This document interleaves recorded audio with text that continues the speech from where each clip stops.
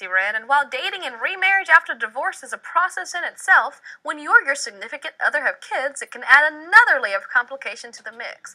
Now, maybe you've been lucky enough to find love again, but what if your kids don't feel the same way about your new special someone? Joining me now to discuss, we have a wonderful panel, starting with James Brawley, a father of two and author and performer of Life in a Marital Institution.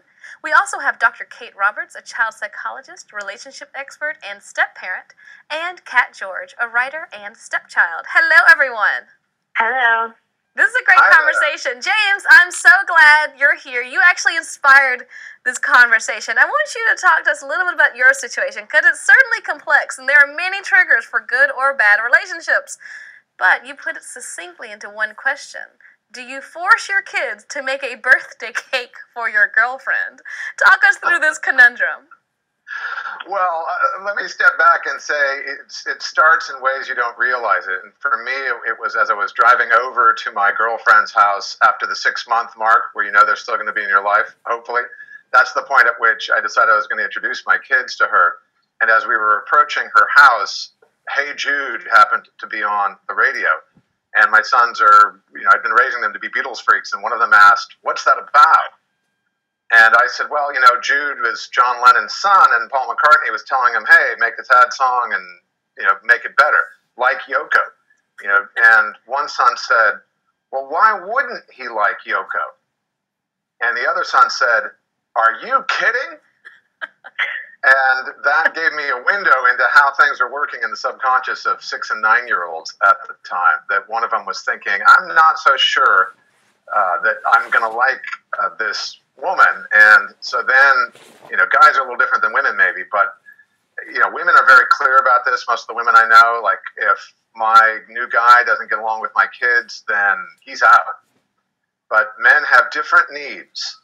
And so I was trying to model, I like to think that part of them was a selfless need to model for my kids what it's like to get along with, another woman. And that means keeping her in our lives, no matter the tension early on, That's interesting. Which can be significant. It can be significant, but you say, and this might be a dude thing, we'll talk to Dr. Roberts and Kat in a little bit, that it all comes down to one thing, sex. Am I right? That is, if you want to see her in her birthday suit, you've got to do something on her birthday. And that means that children, to a lesser or greater extent, have to get pulled along for the ride. But yes, sex is an enormous motivator for, on the male side at least. And so that means you have to deal with the emotional side of things, unfortunately. And that means pulling your kids into the emotional center of the family. So, yes or no, do you force your kids to make your girlfriend a birthday cake? No. You don't force them to make it, but you force them to say happy birthday and to enjoy it together as a family. Kat, you are a stepchild. When you're listening to this, does it conjure up memories? I'm sorry, yeah. I had the experience of my mom meeting my stepdad when I was very young. And at first it was a very difficult thing to deal with, I think, because when you're a kid, you can't imagine any other kind of circumstance for your parents to live under other than together. So it's really hard to adjust to that at first. And I definitely had a really long time where I had to sort of deal with the fact that I was going to have 2 dads instead of 1. And you ended up, even though you were 6 years old, you remember this like it was yesterday, and you ended up having a strong relationship with both dads, to the point where sometimes you accidentally are calling one the other name. Yeah, I think that from memory, I think the last time I called my dad by my stepdad's name wasn't actually that long ago. I think I was probably in my early 20s. And it's a really rough sort of road to navigate at first. I think especially as a kid, you get so used to having that like masculine presence there, and that sort of bleeds into one sometimes, especially when they're both great people. That's fantastic. See, here's the thing, James. Great people, that's the key to it all, right? We're not talking about... So my dad died when I was 4. So my mom was dating this dude, and I just did not like him. And everyone thought I didn't like him because he was the dude my mom was dating. I was like, no, he's a complete douche. I hate this dude. And I turned out to be right. You hated him on the merits. What? You hated him on the merits of him being hateful. Completely. I wanted my mom to be with someone. It was not a comparison. Yeah, totally. Just not with that guy. So when you're listening to Kat, what she's saying is extremely important. She said now she ended up with 2 great guys in her life. And when we're talking about this conversation, we're talking about bringing the children into the fold, into your new loves. It's not just from your perspective. For example, in your case, you also have to deal with their mother, your ex-wife, who may or may not be dating someone. Well, she's not dating somebody, and so that is a major variable, because I think to the degree that you do find your sort of dating sea legs, or you find, happiness independent of your primary, the family that you started out in, the family that gave rise to the kids, you're much more willing to say, hey, I've found my bit of happiness, and now it's okay for you to have your bit of happiness, and then you want the kids to be part of the happiness circuit. If you don't bring that to the party, if things aren't working well on one side or the other of the X factor, it becomes far harder to be, generous. It's like being hungry and looking at people, having a full meal and saying, bon appetit. I hope that's awesome food. And most people are going to say, are not going to say, gee, I hope that's an awesome meal. They will, begrudge you. So it's very, very difficult. It's complicated. Dr. Roberts, that's why you're the perfect expert for this. Not only you're a stepmama, but you are a child psychologist as well. So when you're listening to James and Kat talk from different perspectives, one is the dad with the kids, one is the daughter who gains a stepfather, what's familiar to you in these conversations? Well, I definitely think that James is right. The sex is so important, the connection, when you finally find your mate and, you fall in love, and it's almost too good for the kids who want things to be with the parents. They want to be focused with their mom and their dad and not so much on the couple. And so I think that you kind of have to tone it down. You have to kind of have that new love in your life. Even at 6 months is when you would introduce children into that situation, not before, but still you're in love, you're in romance, and there's not a lot of room for that in a kid's life. So you almost have to play act a little bit in front of them, and I don't think parents are aware of that. So that's one thing. I agree with that. It's like falling in love all over again, but you don't really want to rub it in your kid's face. And then in terms of Kat, my kids were even younger, I can speak from that. They were 2 and 5, and so they definitely have 2 great dads for sure. It's just that, you want to make sure that the dads can tolerate each other. And again, what James said is if, it's feast on one side and famine on the other, then kids can feel in the middle. And they can feel like, well, gee, maybe I'm having it too good here, and there's a lack over there. So there's a loyalty. They feel guilty. They feel incredibly guilty. They feel guilty. Talk about that, James.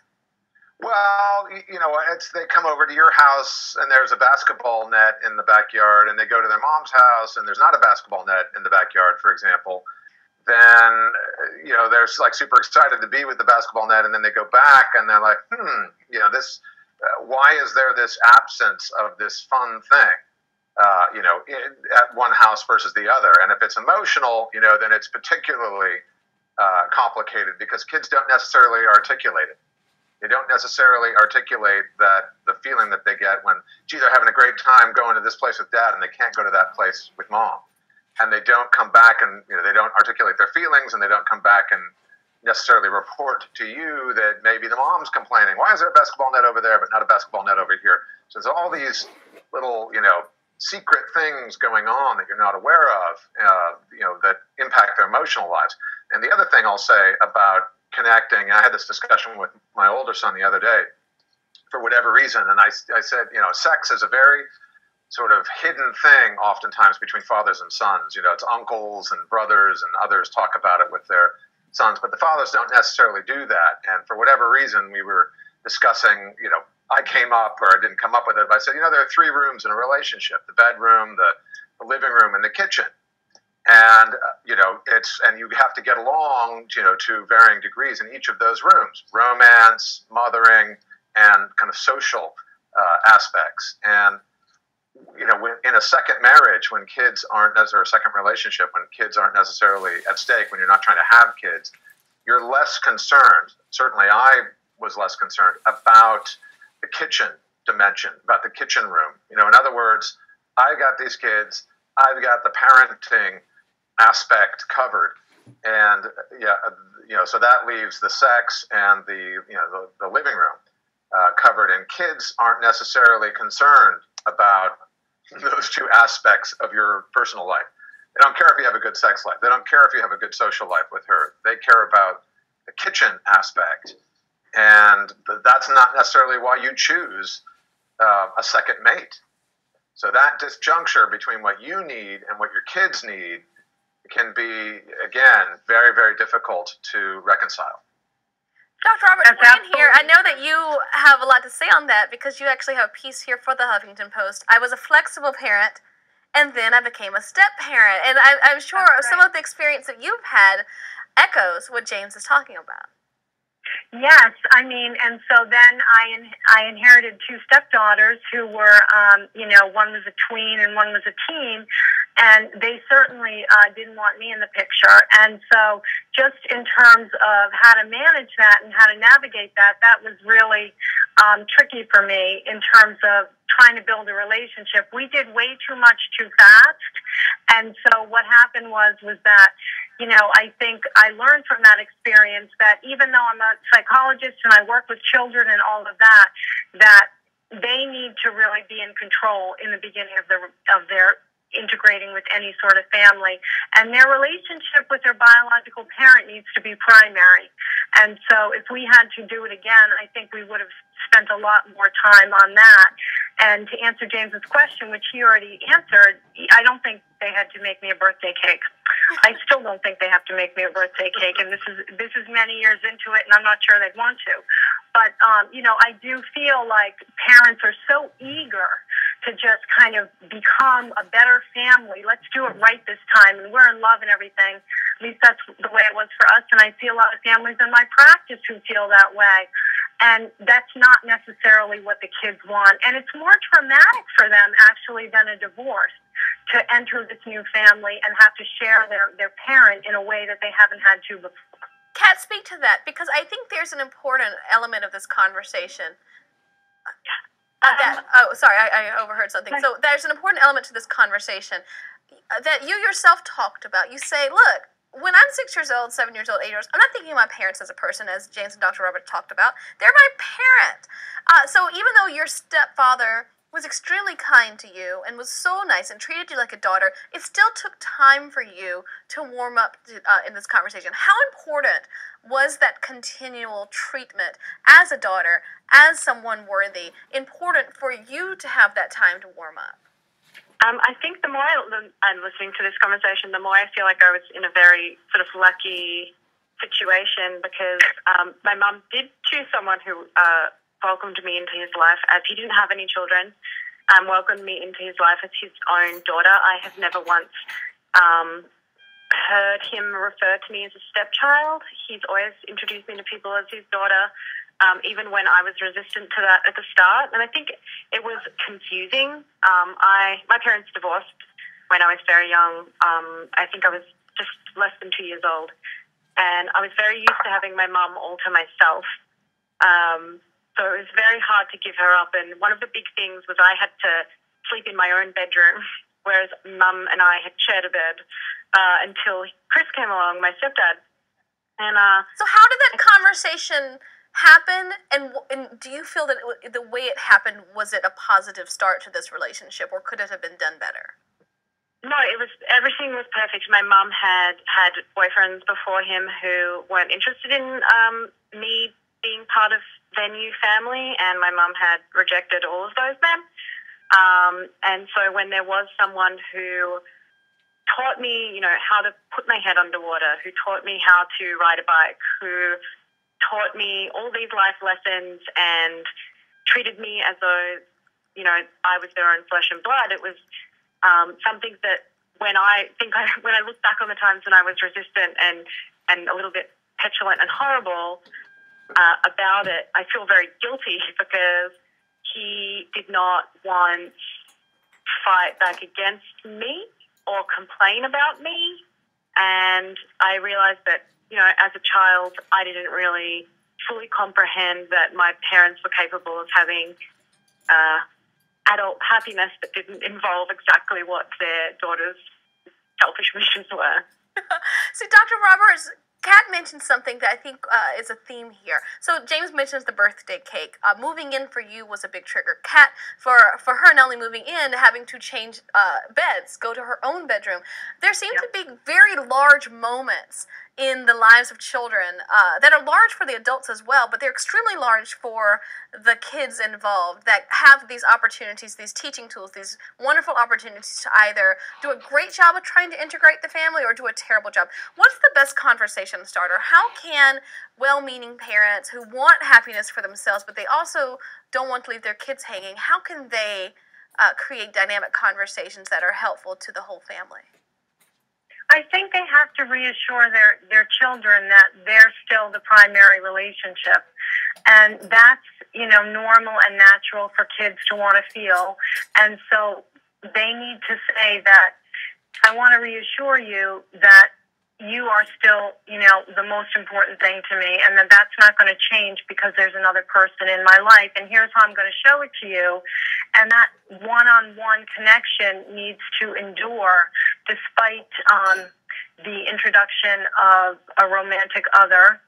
And they need to show a lot of time towards that, so that I think blended families assume that, okay, so now we're going to be a family, and it really needs to not be that way. It needs to be baby steps. So, in terms of changing beds, that is going to happen when the person is integrated in such a way that they're with the family most of the time. But for a lot of these families, the better way to do it is, it's different when you're two, and when you're old enough to understand what you're giving up, the better way to do it is to really allow the children to want, on some level, the person to be there, for them to see the benefit as opposed to not just the loss. It's when you're forcing these changes and the kids are only experiencing the loss that it becomes problematic. I think that's important. James, I want to bring you back into this conversation because Kat mentioned something a lot of individuals forget when they're trying to find this great partner. It's not just the two of you. It also involves the kids. You do a great job of integrating your kids and listening to your kids and finding that Hey Jude moment. I can't help but when I'm listening to this conversation, when I listen to what Kat said, I thought of Jerry Maguire. And I thought of that conversation between Rod and Jerry where he said, a real man does not shoplift the pootie from a single mom. You have to recognize that if you're not in it, if you're not serious about a relationship with her and her child, or him and his children, just to go elsewhere. Don't you agree? I do agree. It's, in the case of my girlfriend of long standing at this point, it's been 6 years, I think. She did not have kids, so I didn't have to. It was basically to be with her or not to be with her.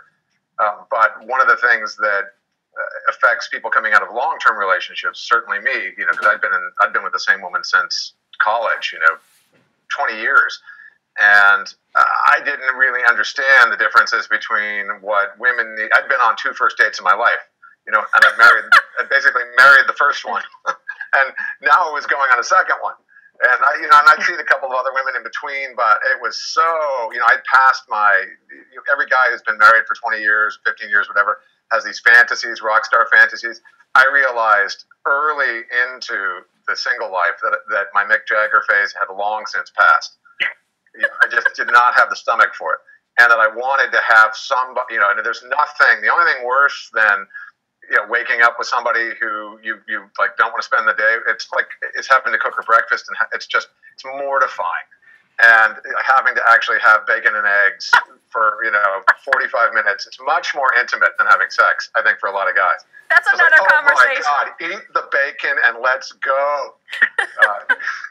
It was horrifying. So I got back into it, and as I was, with somebody, I was like, okay, this is a person I like to eat breakfast with, and I'm still even now learning about the difference between her emotional needs on that side of the fence and my primal the needs of the flesh. Men and women need different things, and you try to access these parts of yourself that are there, but may not necessarily be as developed as what's there on her side, and find some common ground. So to answer your question, you do need to be sensitive to the fact that if you don't want to pull her in, then you have to let her go, and that is, I've struggled with that. I struggled with that, and I did. In my case, I did pull her in. I slept on the floor for 6 months. Going back to something Kat was saying earlier about sharing the bed. My boys, we grew up, life in a marital institution. It was a family bed for a long time. Some people would say weird. And then we ended up as 3 guys in an apartment, and suddenly it's not a family bed. And the choice that I made was, okay, you guys have your bedroom, and she has her bedroom, and Dad, is on the floor. On a cot or a camping mattress or whatever, so that in the morning, this is when they were young, they could wake up and run out and hop into bed with me, because that was something that I felt was significant to them emotionally, having access. It's really about having, going back to something the doctor was saying before, it's about having access to your parent and not feeling like, oh my God, they've been taken away by this other relationship. James, that's beautiful. I think that embodies, Kat, what you were talking about earlier and what you write. Time. There's nothing more precious and nothing more important. And whether that time is waiting and taking your time before getting married, or in James's case, waiting and just being kicked out of your bedroom for a little while, time is everything to children. Kat? Sorry. I'm sorry. I definitely agree. It was definitely a matter of time for our family. Also, what helped was my mum and my stepdad had more children together. And I think that when I had, younger siblings, that was like this awesome novelty where, I had brothers, and before that I'd been an only child for nearly 10 years, and then suddenly the little baby to dress up and play with, and I think that makes you feel included in a different way. That is so fun. And here's the thing, Doctor, as a child psychologist, you recognize that's a whole other conversation, isn't it? Yes, but it's wonderful that she was able to see it that way. I mean, that she embraced it and she saw it as an addition to her family. I mean, that shows some real strength in all of those relationships that those younger kids came into that family. So, because she could have reacted the opposite and been threatened and felt like she was going to be displaced. Mm-hmm. Absolutely. Well, James, Dr. Roberts, and Kat, thank you so much for joining us and shedding some light on this important topic. Now, to read more about dating and remarriage after divorce, step parenting, or blended families, and also to check out life in a marital institution, you can check out the links below in our resource well, and stay tuned because the conversation always continues here at HuffPost Live.